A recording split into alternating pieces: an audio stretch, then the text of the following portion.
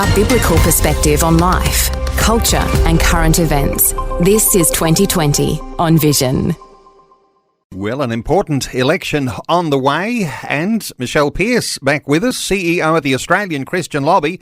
We'll find out what the ACL is up to with the campaign. Michelle, a special welcome back to 2020. Thanks, Neil. Great to be here. Hey, we've got an election coming and things are in full swing.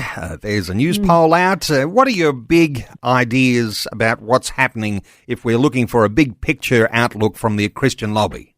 Yeah, well, I mean, as we see in the general public, certainly issues of cost of living, housing, healthcare and energy are really top on people's minds.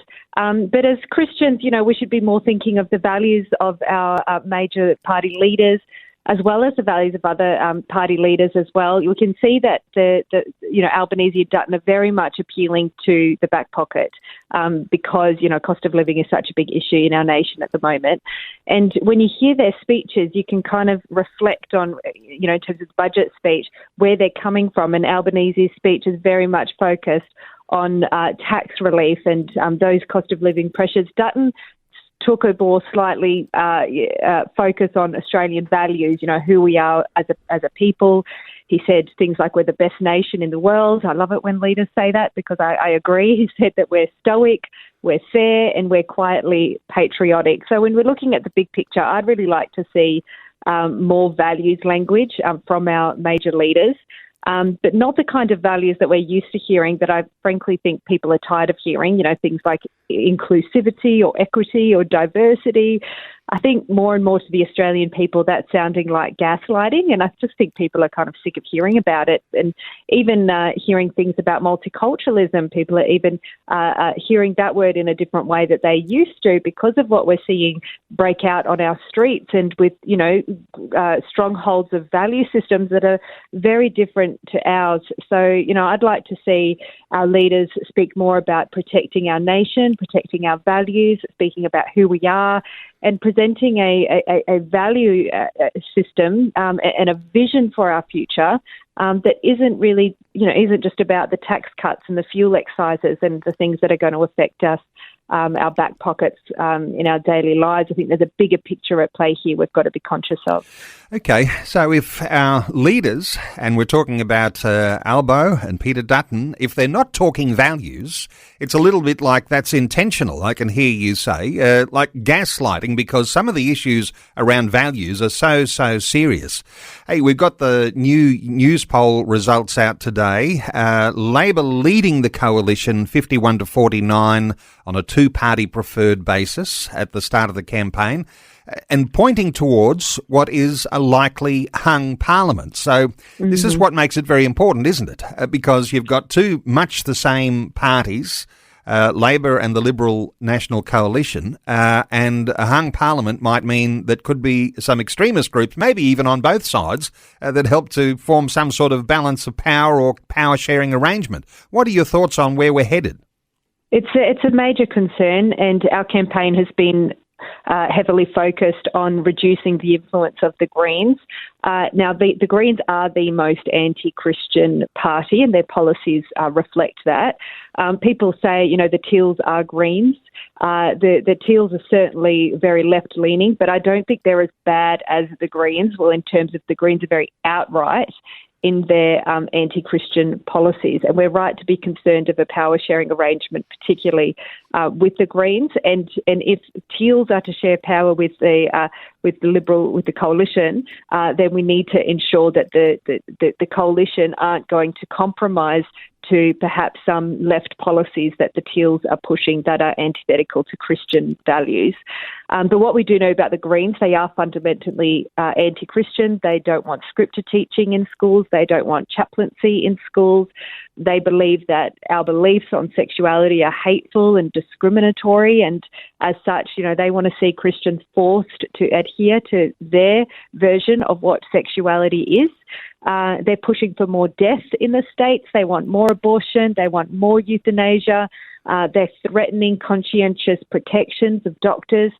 So, we as Christians, we don't see people as our enemy, but certainly there is a spiritual opposition coming from the Greens Party based on their policies, and we need to be focused on the policies, not the people. And so Christians really need to spread the word about the Greens policies to, warn people they're not the environmental party that they used to be. They're very dangerous, not only for Christians, but for the values of our nation. And so we're doing all we can to push out this anti-Greens message through letterbox drops and billboards. We're highlighting the fact that they want to create Medicare-funded sex change surgery, that they compromise women's safety by allowing men who think they're women in women's sports and in women's change rooms. And we hope that the general public will see this and resonate with this message. The Greens are not who they say they are. They are a radical left-wing party that, if in a power-sharing arrangement with Labor, would be very, very damaging for our country. There's a lot of social issues you just mentioned. And for people who are thinking, well, I can't really get my head around all of these. It's difficult to actually understand what the social agenda is, and it's on both sides, where they both share common ground on things that we might say are anti-Christian. You're doing your best, Michelle, to be able to highlight these things for voters. It really is incumbent upon any individual to say, well, I can do a little bit of research. I'll check what the ACL is doing. You've got something of a public campaign going, and you're not standing candidates because you're not a political party, but you're a lobby organisation.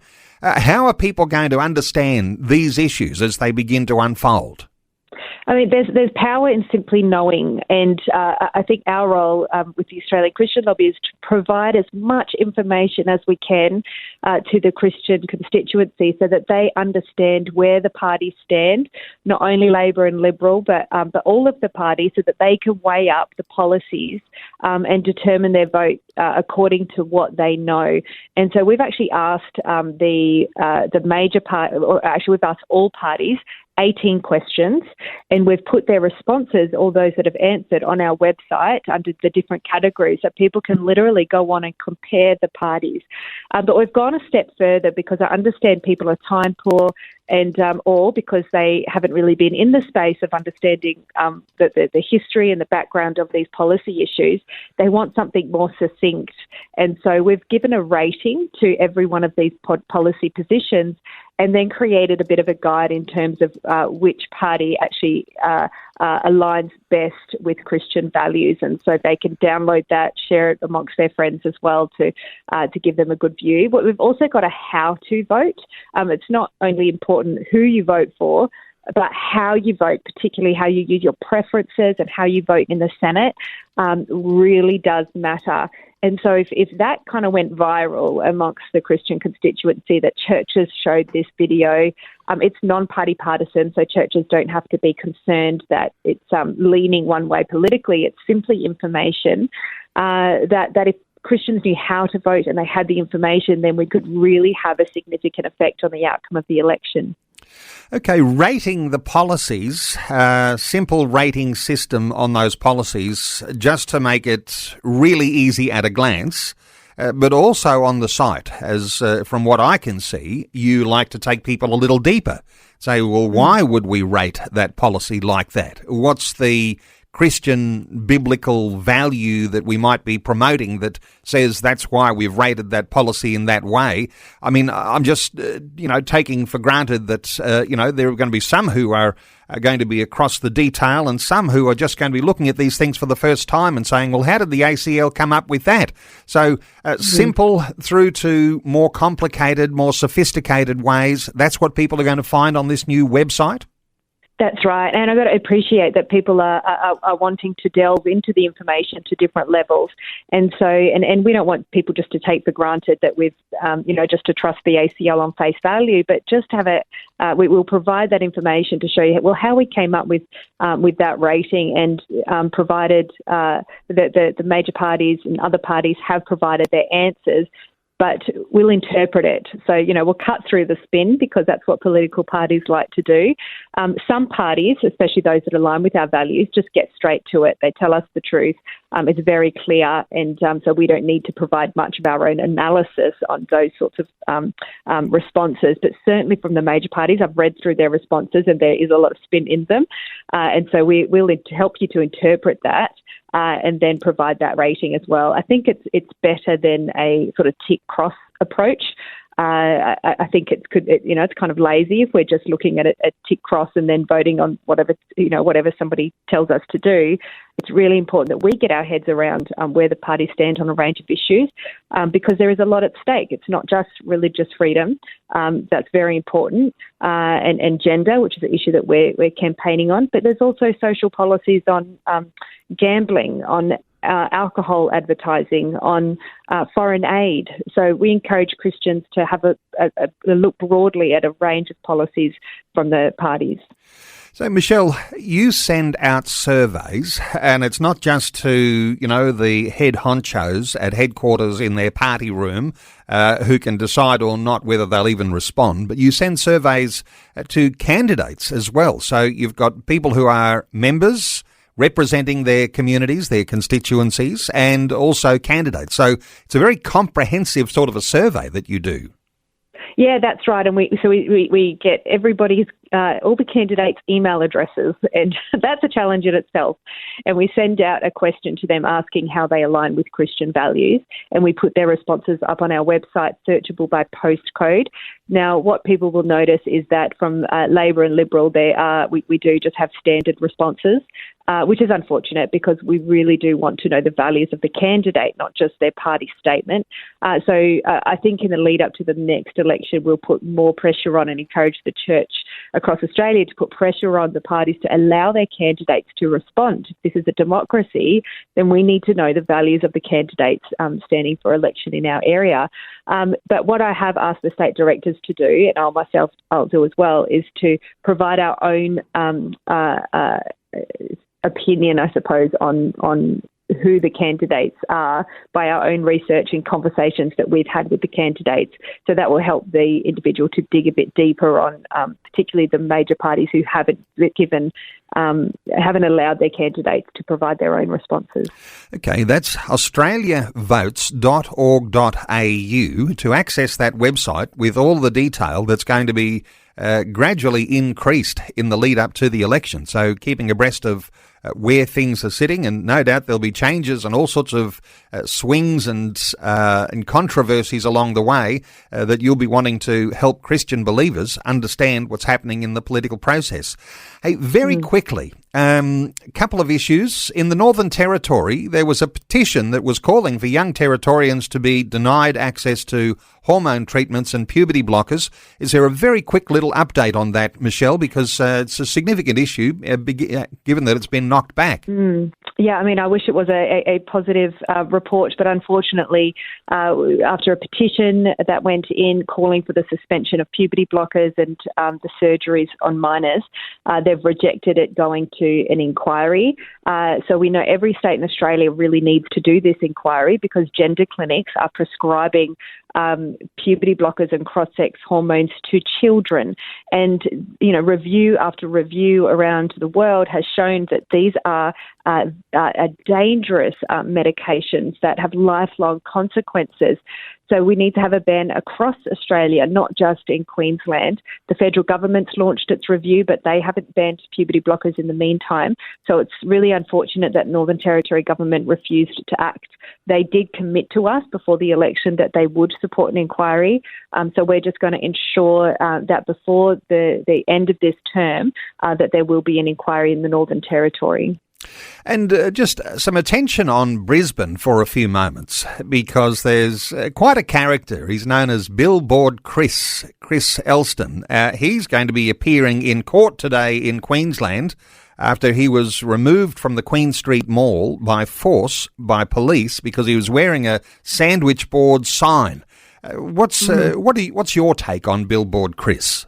Yeah, Billboard Chris is just an ordinary citizen. He's the father of two daughters. He's Canadian, a citizen.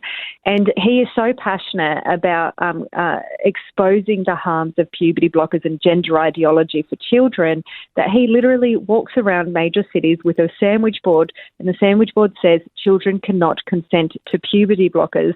And this sparks a lot of conversations. He films those. He puts them on X. He's got a very large following on X. But while he was in Brisbane, standing with this sandwich board, the Queensland Police actually forcibly moved him on for what they said he was obstructing or unreasonably disturbing people in the mall, which he wasn't, and he maintains that he wasn't. He was standing there peacefully, but he was forced to move on, and now he's been ordered to pay a fine. I mean, this is the same street that they had those, the big pro-Palestinian protests. Nobody was forced to move on in that situation. And here we see Billboard Chris, an innocent, peaceful person, just standing there with this sign, forcibly moved on. So he'll actually be appearing. He's in Australia because he's defending himself in court.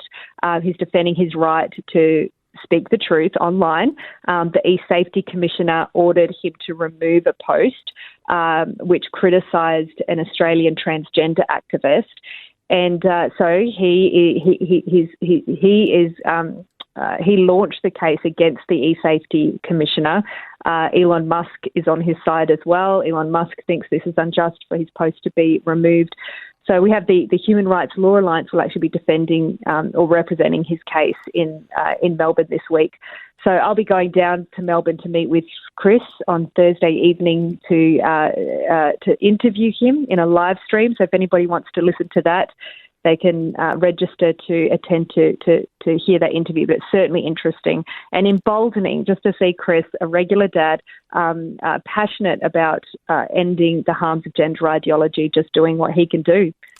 A regular dad, and certainly courageous, and no doubt there'll be listeners who want to check in with your conversation with him. Did you say this Thursday? I'll point people to the ACL website where you'll be able to find out about joining into that conversation, having a listen in, acl.org.au.